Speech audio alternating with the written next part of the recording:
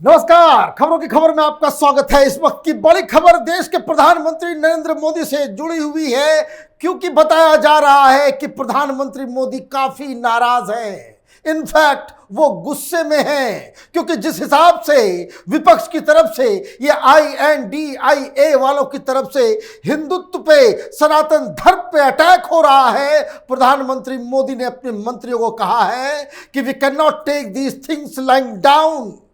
ऐसे नहीं छोड़ा जा सकता। साफ साफ उन्होंने आदेश दिए हैं कि इसका विरोध करना पड़ेगा। हिंदुओं को लगातार जो गालियां पड़ रही है उसके विरोध में आवाज उठाने का वक्त आ गया है। और तो और उन्होंने यह भी कहा कि आप इसका विरोध करें तो वो साक्ष्य, सबूत और सत्य के आधार पे हो।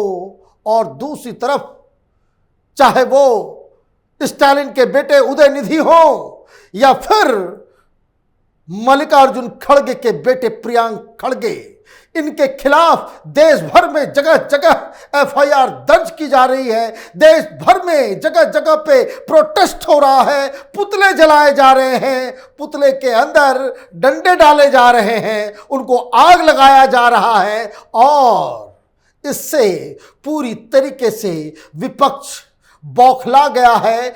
डर इतनी ज्यादा कि ममता बनर्जी हो या केजरीवाल हो, ये अब मैदान छोड़ के भागने लगे हैं। कह रहे हैं कि बहुत बड़ी गलती हो गई। लेकिन इस गलती का क्या करें? अब प्रधानमंत्री मोदी ही जब मैदान में उतर आए हैं, प्रधानमंत्री मोदी ने ही जब ये आदेश दे दिया है कि इसे आसानी से छोड़ा नहीं जा सकता, तो अब आप समझिए कि आगे आने वाले दिनों में राजनीति किस करवट की ओर जाने वाली है, क्योंकि इसके पॉलिटिकल मीनिंग्स को भी समझना जरूरी है। लेकिन उससे पहले जो खबर आई है ताजा ताजा, उसको सुनना जरूरी है कि क्या कहा गया है। Prime minister Narendra Modi on Wednesday said that DMK leader Udayanidhi Stalin's controversial Sanatan Dharma remark should be answered properly. Do not go into history, but stick to the facts as per the constitution. Also speak about the contemporary situation of the issue, the Prime Minister said while speaking at a meeting of the Council of Ministers ahead of the G20 summit in New Delhi. अभी तुरंत खत्म हुई है ये meeting, और प्रधानमंत्री मोदी इस meeting को बुलाए थे कि तमाम मंत्रियों को जिम्मेदारी दी गई है कि G20 के दौरान किस गेस्ट को कौन रिसीव करेगा, क्या हर लोगों की अपनी अपनी जिम्मेदारी बांटी गई है। उसके लिए उन्होंने वहां बातचीत के लिए बुलाया था। दो मुद्दे पे उन्होंने साफ साफ आदेश दिए हैं। एक, ये जो सनातन पे जो हमला हुआ है उसको फैक्ट्स एंड फिगर के साथ इसका जवाब दिया जाए, इसको जवाब देना जरूरी है। और दूसरी तरफ उन्होंने ये भी कहा अपने मंत्रियों से, ये जो इंडिया बनाम भारत हो रहा है ये बेकार की बातें हैं, इस पे कोई आदमी कोई कुछ नहीं बोलेगा। मतलब पर्पस सॉल्व हो चुका, क्योंकि जिस हिसाब से कांग्रेस और ये विपक्षी गठबंधन की तरफ से भारत का विरोध हुआ, पॉइंट प्रूवन, मामला खत्म। अब गाड़ी आगे बढ़ाई जाए। लेकिन ये जो प्रियांक खड़गे और उदयनिधि स्टालिन ने जो बयान दिए हैं, इसका हिसाब किताब तो करना पड़ेगा। उदयनिधि स्टालिन ने साफ साफ कहा इरेडिकेट करना है, एलिमिनेट करना है सनातन को, इसका विरोध नहीं करना। और जब वीडियो वायरल हुआ, राजनीति चरम पे पहुंची, तो ये लोग दलीलें देने लग गए, कहने लग गए कि देखिए हम तो ये कह रहे हैं कि जहां कास्टिज्म है, जहां इक्वालिटी नहीं है, उसको खत्म करना है। वैसा कोई धर्म, भाई ऐसा कोई धर्म का मतलब क्या? इस्लाम में कास्टिज्म नहीं है हिंदुस्तान में। ये जो बिहार के अंदर, यूपी के अंदर और हर जगह जातियों के नाम पे मुसलमानों को रिजर्वेशन देने के लिए, मुसलमानों की अलग अलग जातियों को OBC के लिस्ट में डालने के लिए, ये अलग अलग राज्य में ये काम नहीं हुआ है क्या? मुसलमानों को मुस्लिम ओबीसी को क्या रिजर्वेशन नहीं मिल रहा है? तो कभी इस्लाम के खिलाफ ऐसी बातें कह सकते हो? क्या क्रिश्चियनिटी में कास्ट सिस्टम नहीं है हिंदुस्तान में? क्यों हो रहा है प्रोटेस्ट पिछले 2 दशक से कि क्रिश्चियन दलित को भी रिजर्वेशन मिलना चाहिए? अरे मीठा मीठा गप गप और कड़वा कड़वा थू। उदयनिधि स्टालिन ने वोट बैंक पॉलिटिक्स पे नजर रखते हुए हिंदुओं को गाली दी, सनातन को खत्म करने का बीड़ा उठाया। कोई पहली बार नहीं है ये, लेकिन इस बार मामला इसलिए सीरियस हो गया है क्योंकि अब तो प्रधानमंत्री स्वयं इस डिबेट में आ गए। और इस डिबेट में आना इसलिए भी जरूरी था क्योंकि खड़गे साहब की तरफ से, खड़गे साहब की पार्टी की तरफ से, ये कांग्रेस पार्टी हो, ये तमाम INDIA वालों की तरफ से समर्थन दिया जा रहा था। प्रियांक खड़गे जो कांग्रेस पार्टी के अध्यक्ष मल्लिकार्जुन खड़गे के बेटे हैं, उन्होंने भी जहर घोला। और अभी अभी एक और खबर आई है और प्रधानमंत्री की नाराजगी लाजमी है क्योंकि आप देखिए कांग्रेस का कर्नाटक के अंदर जो गृह मंत्री है उसने क्या कहा है, उससे जुड़ी हुई एक खबर आई है।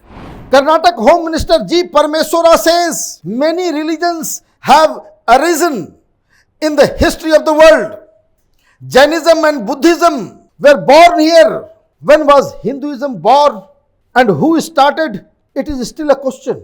Our country has a history of origin of Buddhism and Jainism. Islam and Christianity came to our country from abroad. The summary of all the religion of the world is to be good for mankind. अब भाई साहब ये कह रहे हैं कि भाई हिंदू धर्म तो पैदा ही नहीं हुआ, सनातन धर्म तो कुछ नाम की चीज ही नहीं, इसका तो जन्म ही नहीं हुआ। आप बार बार इस तरह की बातें करोगे, आप बार बार सनातन को, हिंदू धर्म को, हिंदू प्रतीक चिन्हों को आप बेइज्जत करोगे। नाम लिखा हुआ है परमेश्वरा। बताइए, कांग्रेस पार्टी दुमुहे सांप की तरह एक बहुत ही खराब खेल खेल रही है। अपने नेताओं से जिस तरीके से अटैक करवाया जा रहा है सनातन के ऊपर, हिंदू धर्म के ऊपर, इशारा बिल्कुल साफ है कि इनको यह लग रहा है कि हिंदुओं को गाली दो, मुसलमानों का वोट पाओ।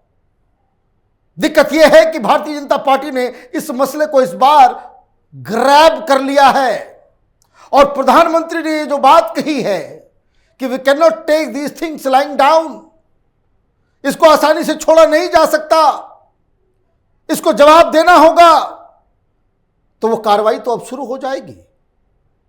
कोर्ट में मसला चल रहा है, कई जगहों पे धरना प्रदर्शन सब हो रहे हैं। लोगों को जागृत करना पहला काम है। यह बताना जरूरी है हिंदुस्तान की पॉलिटिकल पार्टीज को, नेताओं को, कि वो दिन खत्म हो गया कि आप मंच पे खड़े होकर हिंदुओं को गालियां दें, हिंदुओं को आप बदनाम करें, बेइज्जत करें और मुस्लिम वोट पाने के चक्कर में आप अपने आप को सेक्युलर कहने के हिसाब में आप हिंदुओं की, उसको कह सकते कि उनको बेइज्जत करके आप अपनी राजनीति को चमकाएं। ये समय खत्म हो गया। कांग्रेस पार्टी चाहे वो कर्नाटक के अंदर में हो, चाहे वो बंगाल के अंदर में हो, यूपी के हर जगह इस तरह के, और साथ ही साथ आप देखिए आरजेडी की तरफ से बयान आ गया। आरजेडी वाले भी कह रहे हैं कि बिल्कुल सही कह रहे हो, ये जो स्टालिन के बेटे ने जो बयान दिया वो बिल्कुल सही है। बाकायदा शुरुआती दौर में आगे कर दिया अखिलेश यादव ने मौर्य को। कभी रामचरितमानस के ऊपर हमला हो जाता है, कभी भगवान राम के ऊपर हमला हो जाता है, और ये कहेंगे कि हम धर्म की राजनीति नहीं करते। इनकी राजनीति हिंदुओं को गालियां देकर के ही चलती है और ये खुद को कहते हैं INDIA। भाई कोई कंडेम करेगा कि जिस तरह की बातें स्टालिन के बेटे ने कहा, जिस तरह की बातें खड़गे के बेटे की तरफ से आई है, उससे भी खराब बातें वामपंथी लीडर्स की तरफ से आई। डी राजा ने साफ साफ कहा कि सनातन को और हिंदुत्व को बिल्कुल एलिमिनेट करना, एनहिलेट करना है, सर्वनाश करना है, पूरी तरीके से खत्म करना है। ये लोग हिंदुस्तान में हिंदू धर्म को खत्म करने के लिए राजनीति में हैं। अब मैं नहीं जानना चाहता इसमें कि ये स्टालिन क्रिश्चियन है या हिंदू है, क्योंकि हिंदुओं को गाली देने का काम तो ज्यादातर हिंदू नेता ही करते हैं, और खास करके वो नेता जो जालीदार टोपी पहनकर अपने सेकुलरिज्म को आगे बढ़ाने का काम करते हैं।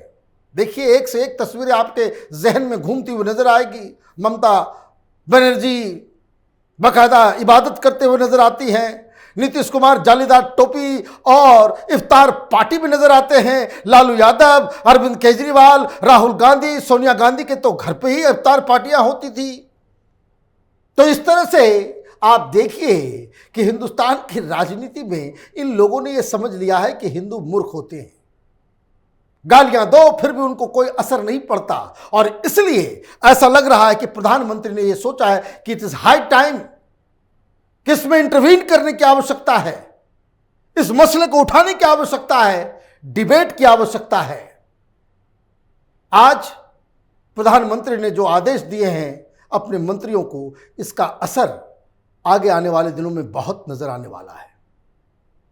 एक ऐसी चूक यह INDI वालों की तरफ से हो गई है कि भारतीय जनता पार्टी इसे 2024 के चुनाव तक जिंदा रखेगी, और जब तक यह मुद्दा फ्रंट लाइन में होगा, चुनाव में यह अहम रोल अदा करेगा, तब तक यह कांग्रेस पार्टी हो या ममता बनर्जी हो या केजरीवाल हो, ये नाक रगड़ते रह जाएंगे। लेकिन इंडिया में अगर ये शामिल होंगे तो बहुत सारा नुकसान इनको आगे झेलना पड़ेगा। आप देखते रहिए कैपिटल टीवी। हमारे वीडियोस को लाइक कीजिए, शेयर कीजिए और हमारे चैनल को सब्सक्राइब कीजिए। धन्यवाद।